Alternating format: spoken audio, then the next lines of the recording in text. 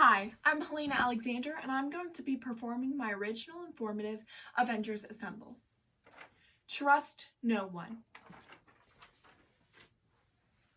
I love Marvel movies, and over the past couple of months I've been watching a lot of them, the best being Captain America. My favorite character from Captain America is surprisingly not the hunky Steve Rogers, but his kick-butt love interest, Peggy Carter.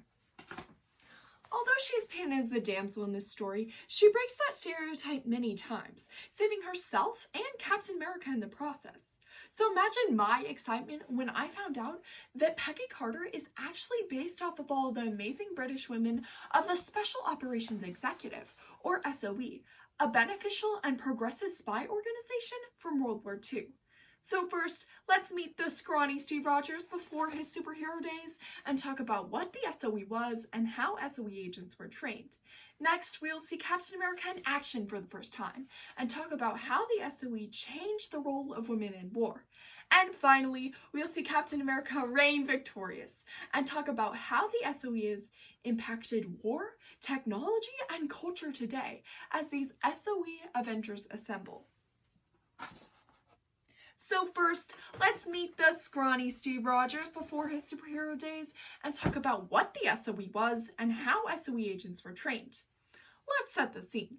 It's the beginning of the war against Hitler, 1940, and Britain has just signed an armistice with France to fight against Germany. Winston Churchill has the idea to set Europe ablaze, and his plan to do this supporting the UK's resistance movements through the formation of Churchill's Secret Army, or as would later be known as the Special Operations Executive, or SOE.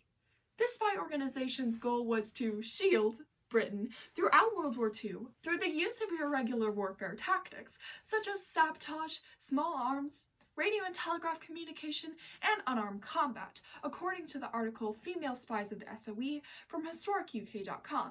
Another very important goal of the SOE was perfecting agents' cover stories so that they could infiltrate enemy countries.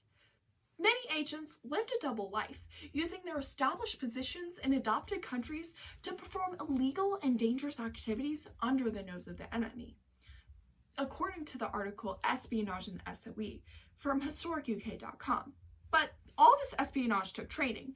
The training the SOE agents were given was harsh and grueling, but also very secretive. Like, Bucky Barnes is actually the Winter Soldier kind of secretive, or Captain America was actually frozen in ice for 70 years kind of secretive. The training the SOE agents were given was divided into 3 parts. The first part was called preliminary school, where agents were given little to no knowledge about what the SOE was, and were judged based solely on their character and potential of becoming an agent. If they did not pass this round of training, they would be sent to a cooler, where they would be asked to forget the little to no information they knew about the SOE. If they did pass this round of training, however, they would be sent to paramilitary schools across secret locations in Scotland, where the terrain was rough and training lasted 3 to 4 weeks. In paramilitary schools, they would learn things such as map reading, demolition, fieldcraft, compass work, elementary Morse and raid tactics, according to the article Training SOE Saboteurs in World War II from the BBC. Finally, agents would be sent to finishing school, where they would learn one of the most tactical skills about becoming an agent, how to parachute, a tactical skill that would be used to deploy them into all of their missions. Finally, agents would be given a final briefing and would be sent into the field with their team. So now that we have learned about what the SOE was and how SOE agents were trained, we can learn about the agents who helped it all and see Captain America in action for the first time, as we see how the SOE changed the role of women in war. The women of the SOE impacted the SOE way more than the men, just as Peggy Carter impacted S.H.I.E.L.D. way more than Captain America ever did. Women were employed because they were seen as less of a threat in society at the time to the enemy, because of the status of women in society at the time. This is seen through women such as Noor and Yan Khan and Christine Granville of the spy organization. Christine Granville was a very important agent of the SOE. Among her work identifying German troop emplacements and meeting with the Polish underground leaders, she also saved her section chief Francis Kamertz hours before the rest of her group was murdered. According to the novel The Spy Who Loved, The Secrets and Life of Christine Granville by Claire Mully, one of the most important quotes from Christine Granville is, "Maybe you should find out I save people from prisons and camps in Germany. I should love to do it, and I love to jump out of the plane even every day," which is found in the novel The Spy Who Loved, The Secrets and Life of Christine Granville. Another very important agent of the SOE was Noor Inyan Khan. Although she was an unlikely agent because she was a rapidly bad liar, she remained at large for months. The only active SOE radio operator in the Paris area, according to the article Women Spies of the SOE from the Paris Review. To avoid the fate of her friends, she would move safe houses almost every day, carrying her 60-pound wireless suitcase radio with her everywhere she went to avoid capture for nearly 3 years. Women like these would go on to fight for the rights of women in military across the world and have changed the role of women in military today. So now that we have seen how the SOE changed the role of women in war, we can see how the SOE has impacted war, technology, and culture today as we see Captain America reign victorious. One of the most important goals of SOE agents was radio and telegraph communication, and for this important task, one of the most important pieces of technology was created, the MK2 suitcase radio. The MK2 suitcase radio was designed by John Brown at SOE and distributed by the Radio Communications Department of the SOE in 1942.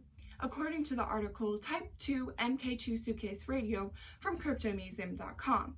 Another very important piece of technology created for the SOE was the gas gun that shot a bullet and later tear gas disguised as a fountain pen to help agents get out of sticky situations. So finally, let's see how the SOE has impacted culture today through characters in books, movies, and media. One of my favorite characters to be influenced by the SOE is Agent Peggy Carter, seen in the Marvel Cinematic Universe and Marvel Comic Universes. In one of the early comics of Captain America, we see that Peggy Carter joined the SOE as a beginner codes translator after her brother had died in the World War. This would later impact her to become a founding member of S.H.I.E.L.D., a fictional spy organization that was inspired by the SOE and other spy organizations from World War II. Another very important character to be influenced by the SOE was 007 himself, James Bond. The original James Bond novels were written by Ian Fleming, who was a former SOE spy, who used his knowledge about spy weapons and war to write his captivating novels. These novels would later be turned into one of the longest movie series in history, with devoted fans across the world. So now we have seen the scrawny Steve Rogers before his superhero days and talked about what the SOE was and how SOE agents were trained. We've seen Captain America in action for the first time and talked about how the SOE changed the role of women in war. And finally, we've seen Captain America reign victorious and talked about how the SOE has impacted war, technology, and culture today. So the next time you sit down to watch your favorite Marvel movie, or maybe the next episode of WandaVision and see all those amazing heroes on screen, maybe you can think of the amazing SOE heroes of World War II as these SOE Avengers assembled. Thank you.